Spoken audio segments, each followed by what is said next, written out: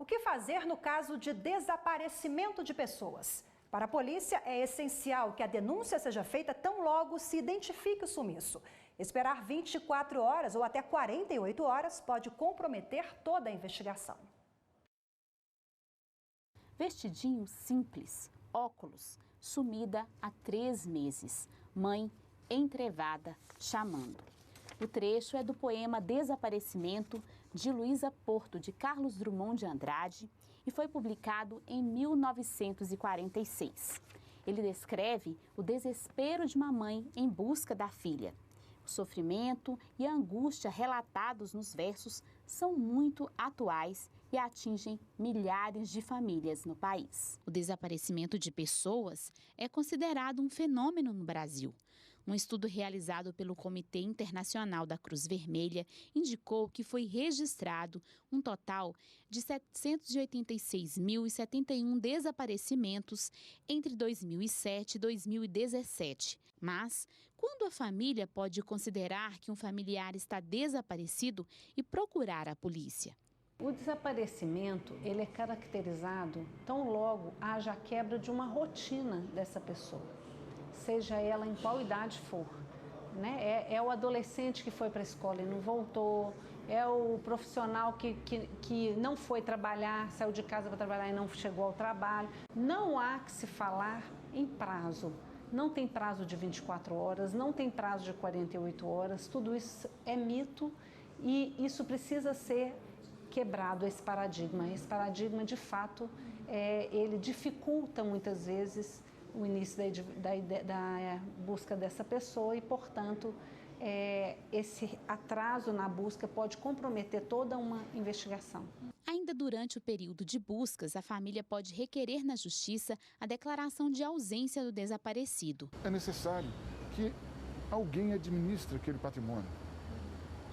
É necessário, eventualmente, que menores incapazes tenham representantes que possam ser matriculados numa escola. Para, se a pessoa tem como único responsável aquela pessoa que desapareceu, quem vai tomar conta do incapaz? Tudo isso vai decorrer do processo judicial de declaração de ausência. Entre a busca, o vazio e a hipótese do não reencontro, quando a polícia passa a trabalhar com a possibilidade de a pessoa estar morta, a família pode buscar a declaração judicial de morte presumida do desaparecido.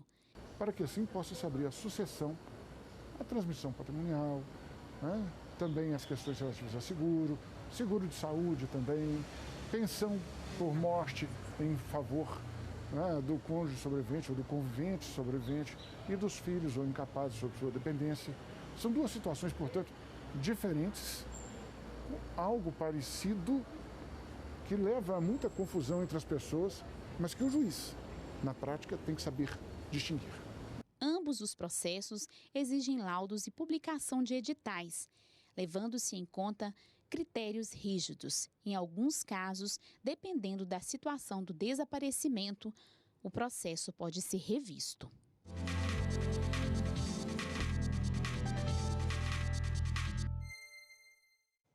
E para falar mais sobre o assunto, nós recebemos aqui no estúdio da TV Justiça o delegado da Divisão de Repressão ao Sequestro no Distrito Federal, Dr. Luiz Henrique Dourado Sampaio. Boa tarde, doutor. Antes de mais nada, obrigado pela sua presença aqui conosco.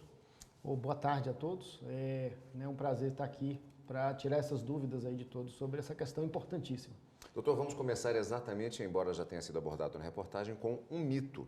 A questão do... Nós vemos até na ficção, eventualmente, normalmente até a pessoa já está desaparecida, já tem um problema dentro daquela linha ficcional, chega na delegacia e o delegado diz, não posso fazer nada, existe um prazo de 24 horas. Mito total, então, doutor? É um mito absoluto e que a gente precisa acabar com ele. Na verdade, quem define se a pessoa desapareceu, essa conclusão é do parente, é do amigo, é da pessoa que toma a iniciativa de fazer o registro da ocorrência. O policial não deve, não vai fazer esse questionamento e impor essa condição. Então, quem define isso aí é exatamente o familiar ou o parente. Doutor Luiz, qual é o protocolo que deve ser seguido quando a pessoa é tida como desaparecida?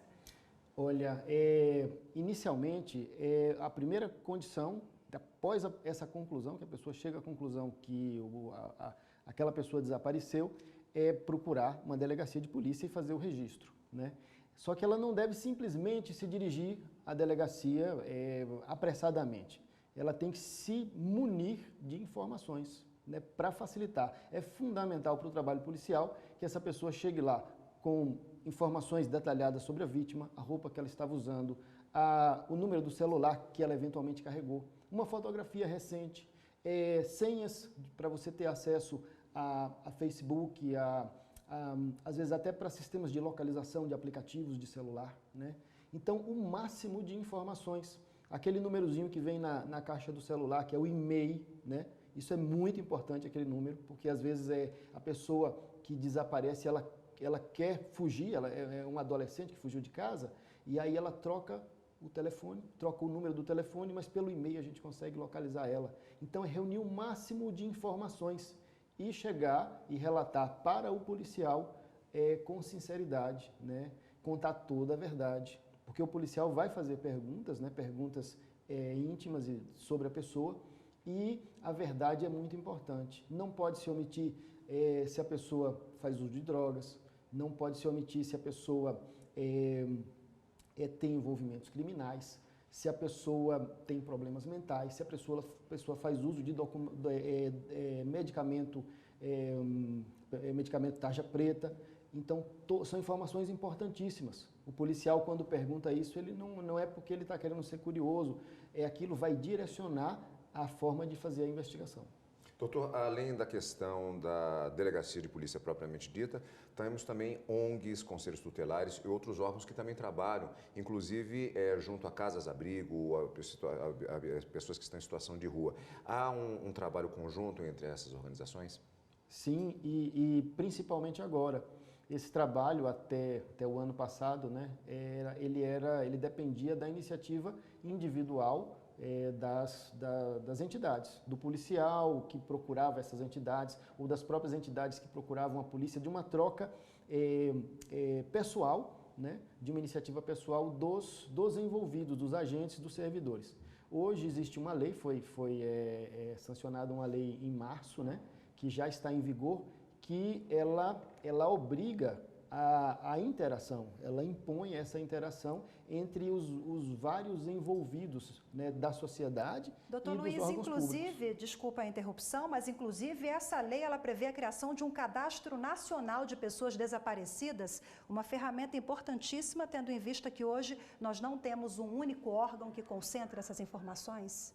Exatamente, é a medida provavelmente mais importante dessa lei. Ela cria um cadastro, que ele antes era um cadastro que se restringia a crianças e adolescentes. Hoje ele vai reunir as informações de todos os desaparecidos, contendo fotografias, informações pessoais, né, que vão facilitar em muito o trabalho de localização dos desaparecidos. Ok, doutor Luiz Henrique Sampaio, muito obrigada pela participação conosco e pelos esclarecimentos. Uma boa tarde para o senhor. Obrigado, boa tarde, doutor. Obrigado, boa tarde.